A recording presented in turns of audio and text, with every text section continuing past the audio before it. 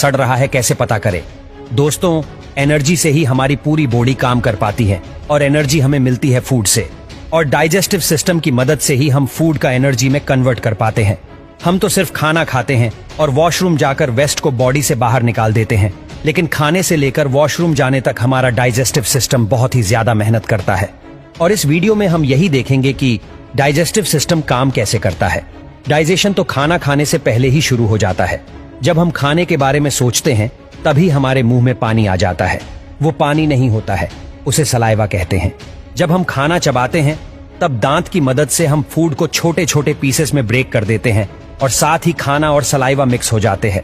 हमारे मुंह के अंदर सलाइवरी ग्लैंड्स होते हैं जो सलाइवा बनाते हैं और रिलीज भी करते हैं।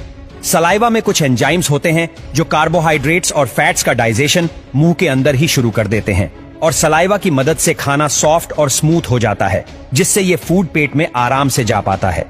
इस चबाए हुए खाने को बोलस कहते हैं और जुबान बोलस को गले में ढकेल देती है। गले में दो रास्ते होते हैं, एक लंच का रास्ता और दूसरा पेट का रास्ता। अब बोलस को यहाँ से जाना होता है पेट में, पर दो रास्ते होने की वजह से बोलस लंग्स में भी जा सकता है और पेट में भी जा सकता है। अगर बोलस लंग्स में चला जाता है तो दिक्कत हो सकती है, और यही काम आता है एपिग्लॉटिस। एपिग्लॉटिस दरवाजे जैसा होता है जो हवा की नली पर लगा होता है। वैसे तो एपिग्लॉटिस हमेशा ही खुला रहता है, लेकिन जब हम खाना खाते हैं या पानी पीते हैं तब एपिग्लॉटिस बंद हो जाता है, और तब खाना या पानी हवा की नली में नहीं जा पाते हैं, और इस तरह बोलस फूड पाइप में आ जाता है। फूड पाइप को ईसोफेगास भी कहते हैं।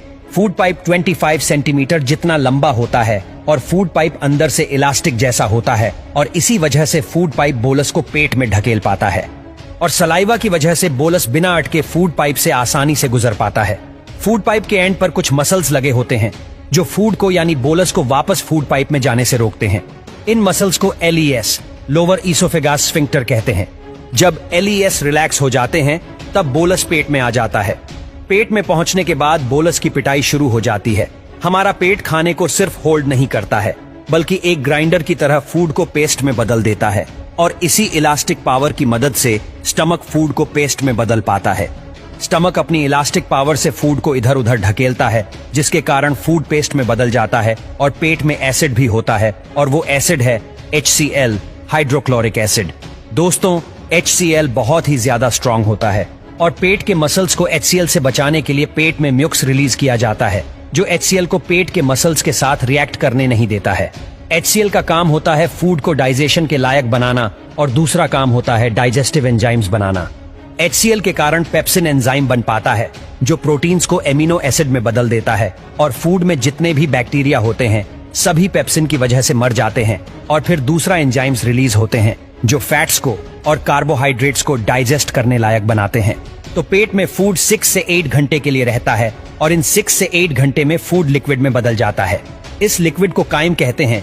तो काइम 6 से 8 घंटे बाद चला जाता है स्मॉल इंटेस्टाइन में, पर स्मॉल इंटेस्टाइन में जाते समय काइम बाइल जूस और पैनक्रिएटिक जूस के साथ मिक्स होता है। बाइल जूस बनता है लिवर में और स्टोर होता है गॉल ब्लैडर में, और बाइल जूस फैट्स को ब्रेक करता है। बाइल जूस कलर में ग्रीन होता है, जिसके कारण काइम का कलर भी ग्रीन हो जाता है, और पैंक्रिएटिक जूस में अलग अलग एंजाइम्स होते हैं जो कार्बोहाइड्रेट्स को ग्लूकोज में, प्रोटीन्स को अमीनो एसिड्स में, और फैट्स को फैटी एसिड्स में बदल देते हैं। तो इस तरह विलाई की मदद से हम फूड से एनर्जी ले पाते हैं। स्मॉल इंटेस्टाइन से गुजरने के बाद काइम चला जाता है लार्ज इंटेस्टाइन में। लार्ज इंटेस्टाइन तक आते हुए काइम से लगभग सभी न्यूट्रिएंट्स खून में चले जाते हैं, और इसीलिए काइम का कलर ग्रीन से ब्राउन हो जाता है।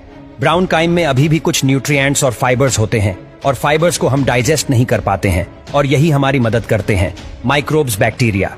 हमारा लार्ज इंटेस्टाइन 1.5 मीटर जितना लंबा होता है, और पूरे लार्ज इंटेस्टाइन पर बैक्टीरिया माइक्रोब्स होते हैं जो काइम से बचे हुए न्यूट्रिएंट्स को डाइजेस्ट करने में मदद करते हैं। लार्ज इंटेस्टाइन के एंड तक पहुंचते हुए काइम से सभी न्यूट्रिएंट्स और पानी निकाल लिए जाते हैं, और अब ये काइम बदल जाता है स्टूल में यानी टट्टी में, और लार्ज इंटेस्टाइन में ही स्टूल यानी टट्टी पर म्यूकस रिलीज किया जाता है ताकि टट्टी आसानी से बाहर निकल पाए। लार्ज इंटेस्टाइन में फूड बहुत ही धीरे डाइजेस्ट होता है, और इसीलिए लार्ज इंटेस्टाइन में फूड को पूरी तरह डाइजेस्ट होने के लिए 30 से 40 घंटे लगते हैं। फिर 30 से 40 घंटे बाद स्टूल चला जाता है रेक्टम में, जो कि टट्टी को स्टोर करता है, और जब रेक्टम भर जाता है तब हम वॉशरूम जाकर उसे खाली कर देते हैं। तो इस तरह फूड डाइजेस्ट होकर बाहर निकल जाता है